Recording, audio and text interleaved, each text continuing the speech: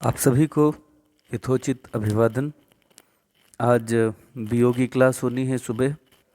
तो हमने व्यवसाय के बारे में काफ़ी कुछ पढ़ा। व्यापार क्या है, वाणिज्य क्या है, उससे पहले हमने उद्योग पढ़ा। अब हम पढ़ने वाले हैं कि जो व्यवसाय है ये किन उद्देश्यों के साथ किया जाता है। तो हमारा टॉपिक क्या है आज का? आज का हमारा टॉपिक है व्यवसाय के उद्देश्य। व्यवसाय का प्रारंभ किसी न किसी उद्देश्य से ही होता है। सारे के सारे व्यवसाय कुछ न कुछ उद्देश्यों को पाने के लिए ही प्रयासरत रहते हैं। अभिमुख होना यानी कि किसी भी कार्य को करने में संलग्न होना, किसी भी दिशा में आगे बढ़ना। ठीक, सभी व्यवसायों का उद्देश्य कुछ न कुछ उद्देश्यों की पूर्ति करना होता है, और ये उद्देश्य उस ओर संकेत करते हैं कि व्यवसायी अपने कार्यों के बदले पाना क्या चाहते हैं। समझाया जाता है कि व्यवसाय का संचालन केवल लाभ कमाने के लिए होता है, और जितने व्यवसायी हैं वह भी इसको स्वयं दर्शाते हैं कि वस्तुओं और सेवाओं का उत्पादन या वितरण करने में उनका जो लक्ष्य है वो क्या है? सिर्फ लाभ कमाना। सेवाओं का उत्पादन और वितरण, यही तो व्यवसायी काम करते हैं। उनका वस्तुओं या सेवाओं का उत्पादन या वितरण, और ऐसा करते हुए वे क्या चाहते हैं? लाभ कमाना। तो मुख्यतः व्यवसाय का जो उद्देश्य नज़र आता है वह लाभ कमाना है। लाभ है क्या? समस्त व्यवसाय लागत से अधिक कमाना ही लाभ कमाना है। आपने कहीं पे 100 रुपये लगाए कुछ काम करने में, और वह पूरी गतिविधि से जो बन के आया प्रोडक्ट आपने उसे 120 का बेचा, तो 20 रुपये आपका लाभ है। अच्छा, थोड़ा सा और समझने की कोशिश करते हैं। व्यवसाय का उद्देश्य लाभ अर्जित करना है, जो लागत पर आगम का आधिक्य है। लागत यानी कि कॉस्ट, और आगम का मतलब होता है प्रोसीड। जैसे कि मान लिया मेरी लागत कोई वस्तु बनाने की 100 रुपये आई, और जब मैंने उसे 150 का बेचा, तो जो 150 मुझे मिलेंगे उसे प्रोसीड या आगम कहा जाएगा। प्रोसीड या आगम।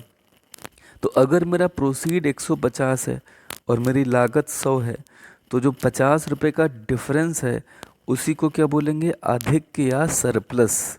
सरप्लस माने कोई चीज़ जो अधिकता में हो। अधिकता यानी अधिक। तो आज के युग में यह सर्वसम्मत से स्वीकार किया जाता है कि व्यावसायिक इकाइयाँ समाज का ही एक हिस्सा हैं। इनके कुछ अपने उद्देश्य हैं, कुछ सामाजिक उत्तरदायित्व हैं। सामाजिक उत्तरदायित्व अर्थात समाज के प्रति इनकी जो जिम्मेदारी है, क्योंकि व्यवसाय जो है ना वह आइसोलेशन में नहीं होता, अकेले में नहीं हो सकता।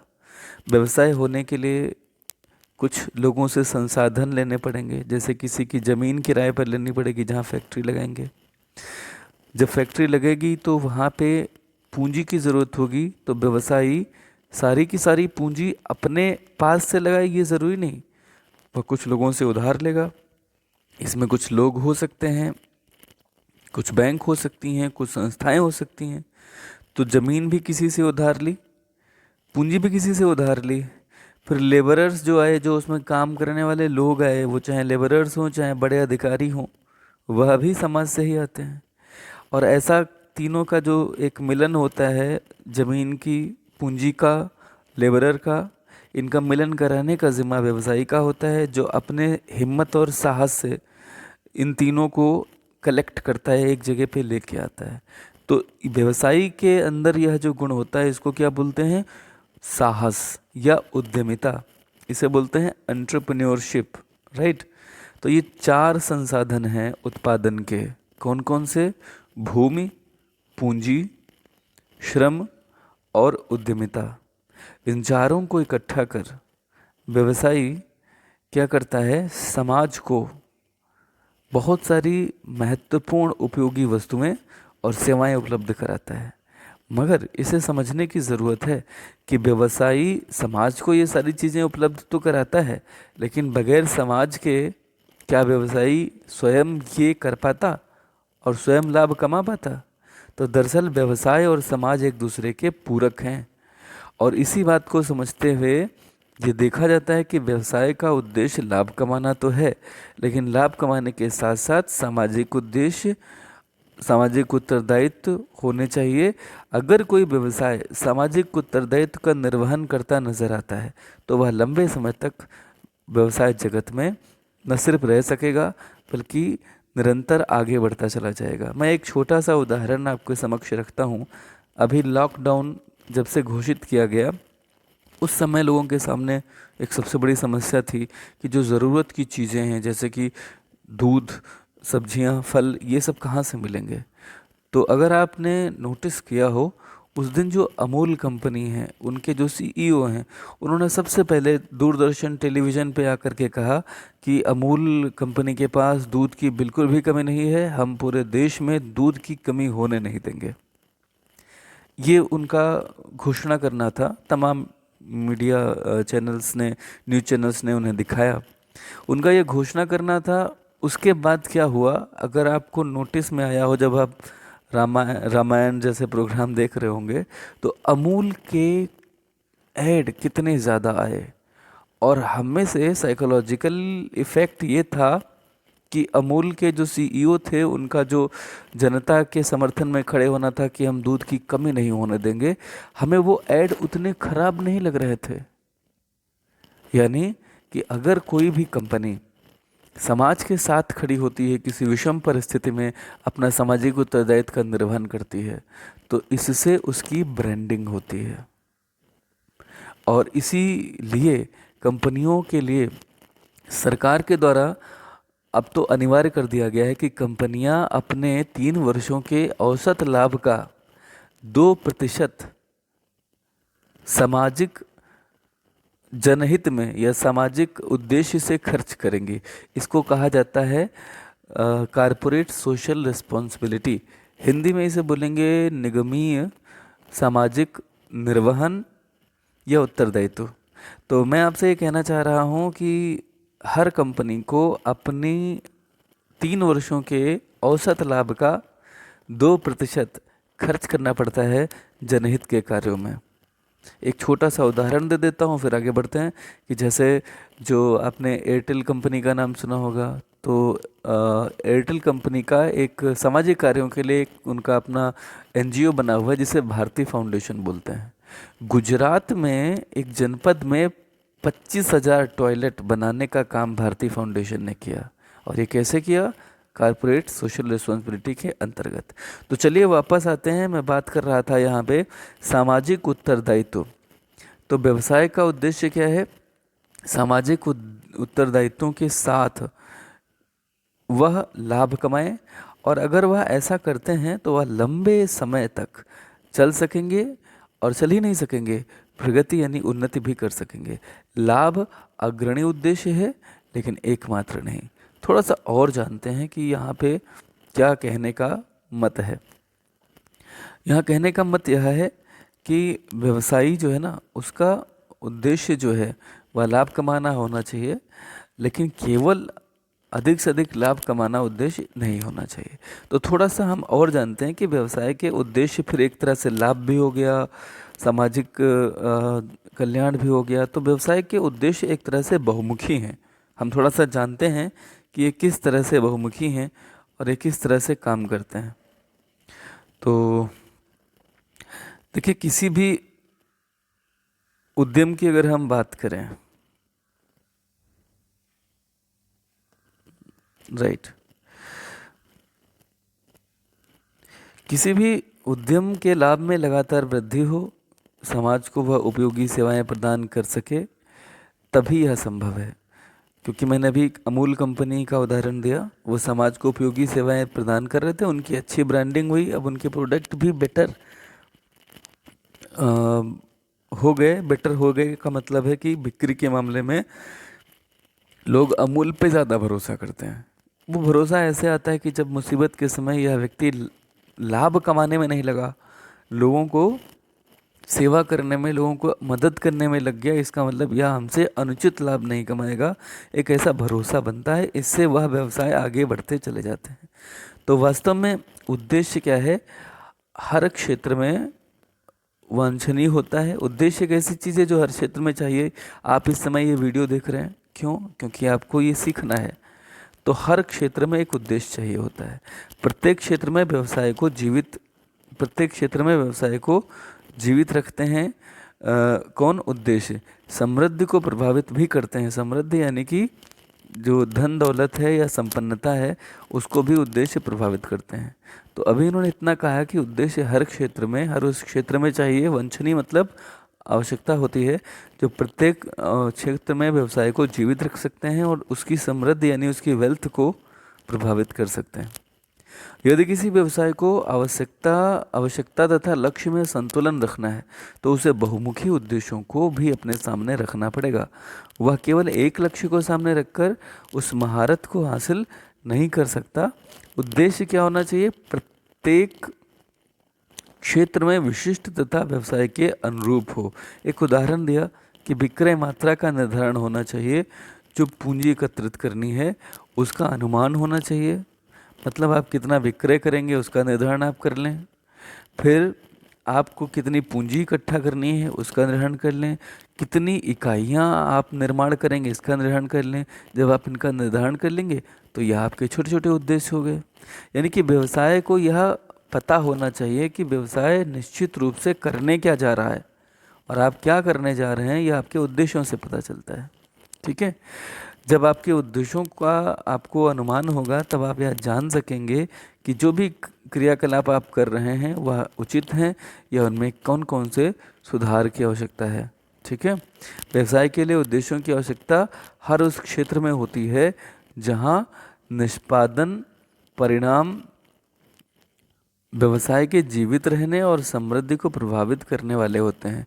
निष्पादन परिणाम का मतलब है, निष्पादन का मतलब होता है कि जो भी कार्य आप कर रहे हैं उसको संपन्न कराना। तो निष्पादन परिणाम यानी कि आपने मान लिया कोई गतिविधि की, कोई वस्तु का उत्पादन किया, तो उस वस्तु के उत्पादन की गतिविधि से जो परिणाम आएगा उसको निष्पादन परिणाम बोलेंगे। यानी कि वह वस्तु का निर्माण हो जाना, वही उसका निष्पादन परिणाम है। तो जहाँ निष्पादन परिणाम व्यवसाय के जीवित रहने और उसकी समृद्धि को प्रभावित करते हैं, वह क्षेत्र कौन कौन से हो सकते हैं, हम थोड़ा सा जानते हैं। सबसे पहले आपको फोकस करना पड़ता है बाजार स्थिति पर। बाजार स्थिति से तात्पर्य है एक उद्यम की उसके प्रतियोगियों से संबंधित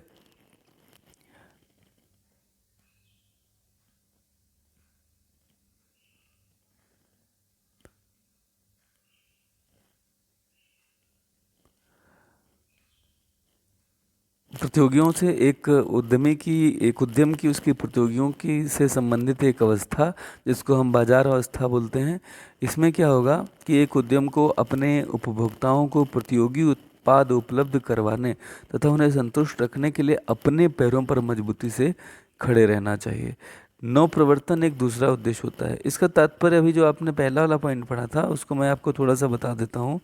पहला पॉइंट ये जो था यहाँ पे बाजार स्थित ये दर्शाता है दरअसल कि किसी भी मार्केट में जहाँ पे तमाम लोग अपने अपने प्रोडक्ट बेच रहे हैं वहाँ पर आपका शेयर क्या है और आपके द्वारा उत्पादित वस्तुओं और या सेवाओं पर समाज कितना ज़्यादा डिपेंडेंट करता है। इसे आप बाजार स्थित या मार्केट शेयर भी बोल सकते हैं। ठीक है, इसके बाद हम बात कर रहे थे यहाँ पे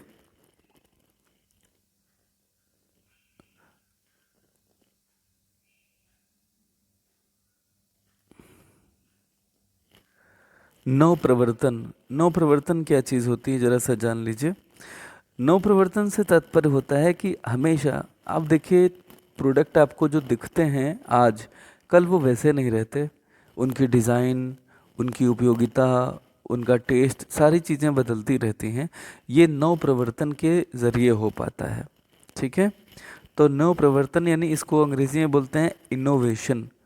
नव प्रवर्तन से तात्पर्य क्या है? नए विचारों का समावेश या जिस विधि से कार्य भी किया जा सकता है उसमें कुछ भी नवीनता लाई जाए।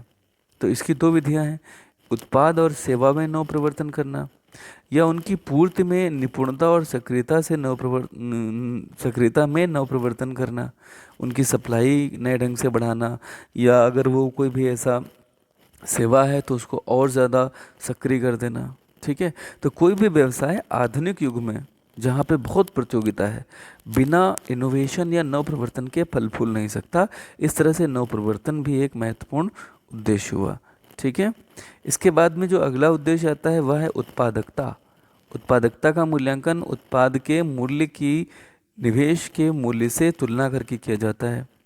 उत्पाद का मूल्य यानी कि जो भी वस्तु आपने बनाई वो कितना मूल्य का है, कितने का बिक सकता है। और निवेश का मूल्य यानी कि जो आपने पैसा लगाया है उसमें कितना पैसा आपने लगाया।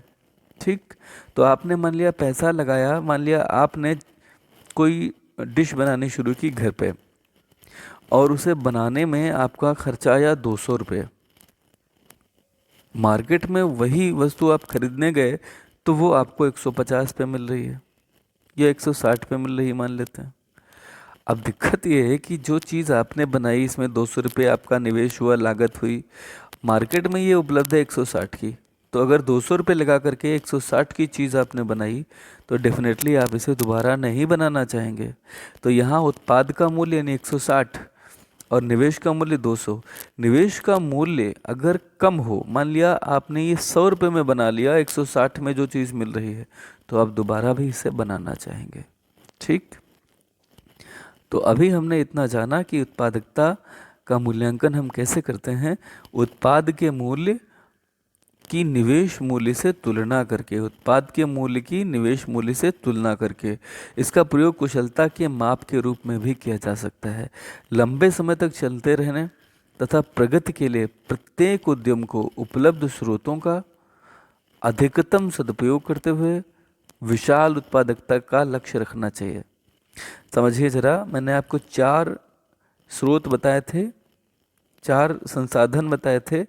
संसाधन कौन कौन से थे वो?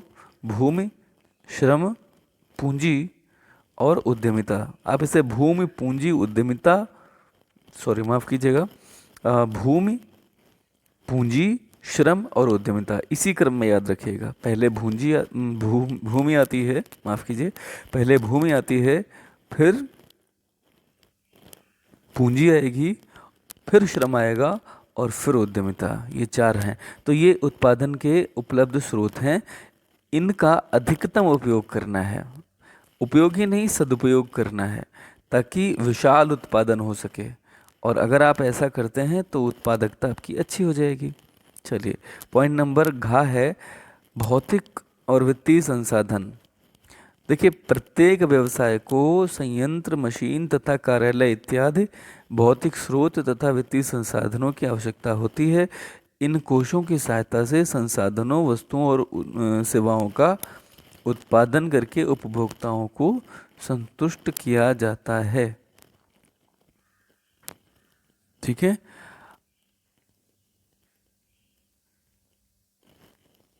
लाभार्जन ये एक उद्देश्य होता है। लाभार्जन से तात्पर्य क्या है? जो भी पूंजी आपने विनियोजित की अर्थात इन्वेस्ट की है उस पर लाभ कमाना। व्यवसाय का मुख्य उद्देश्य क्या है? लाभ कमाना। तो व्यवसाय की सफलता के लिए लाभ अनिवार्य आवश्यकता है। इसके आगे है प्रबंध, निष्पादन एवं विकास। देखिए, प्रबंध, निष्पादन एवं विकास, प्रत्येक उद्यम की अपने प्रबंधक से यह अपेक्षा रहती है कि वह व्यावसायिक क्रियाओं में उचित आचार संहिता यानी कोड ऑफ कंडक्ट तथा सामंजस्य स्थापित करे। प्रबंध, निष्पादन एवं विकास बहुत ही महत्वपूर्ण उद्देश्य है। इस उद्देश्य के लिए उद्यमों को सक्रियता से कार्य करना चाहिए। प्रबंध निष्पादन का मतलब है कि वह, निष्पादन का मतलब होता है किसी भी कार्य को संपन्न कराना। प्रबंध निष्पादन का मतलब है कि जो भी कार्य एक प्रबंधक को करने पड़ते हैं वह सारे कार्यों का अच्छे से निष्पादन करे और इसी से पूरी संस्था का विकास हो सकेगा। ठीक, छठा है यानी कि 6 पॉइंट है कर्मचारी निष्पादन एवं मनोवृत्ति। इसे ध्यान से जरा सा सुनिएगा। देखिए, किसी भी व्यवसाय की उत्पादकता तथा लाभार्जन क्षमता में योगदान की मात्रा कर्मचारियों के द्वारा कार्य का निष्पादन करना एवं उनकी मनोवृत्ति क्या है इस पर निर्भर करेगी। यानी कि किसी भी व्यवसाय में कितना उत्पादन हो रहा है, वह कितना लाभ कमा पा रहा है, ये किस पे निर्भर करता है कि वहाँ के कर्मचारी जो कार्य कर रहे हैं उसका निष्पादन का स्तर क्या है, और उनकी मनोवृत्ति अर्थात उनकी मानसिकता क्या है, क्या उनका मॉरल हाई है या डाउन है। तो अगर उनका मॉरल अच्छा है तो वह व्यवसाय बहुत अच्छे से उन्नति करेगा। तो प्रत्येक व्यवसाय को कर्मचारियों द्वारा किए जाने वाले कार्यों में सुधार लाना होता है और कर्मचारियों के प्रति सकारात्मक व्यवहार का आश्वासन भी हर व्यवसाय को देना चाहिए। अभी जिसकी मैं बात कर रहा था वो है सामाजिक उत्तरदायित्व। इसे भी समझ लीजिए। सामाजिक उत्तरदायित्व से तात्पर्य व्यावसायिक फर्मों के दायित्व से है वे समाज की समस्याओं को सुलझाने के लिए आवश्यक स्रोत जुटाएं और आवश्यकता अनुसार सामाजिक सेवा का कार्य भी करें। यही है सामाजिक उत्तरदायित्व। ठीक है। तो कुल मिलाकर के आपने अभी इतना जाना कि जितने भी व्यावसायिक संस्थाएं हैं उनको कुछ ना कुछ उद्देश्यों की पूर्ति के लिए काम करना पड़ता है। और अभी आपने पढ़े हैं व्यवसाय के बहुमुखी उद्देश्य। ठीक है। इसके बाद में जो अगला टॉपिक है वो आता है जोखिम। क्या आता है? जोखिम। जोखिम क्या होता है हम इसे जानेंगे। व्यवसायिक जोखिम क्या चीज़ है हम इसे अगले रिकॉर्डिंग में जानेंगे। आज आपने सुना इसे। Thank you so much.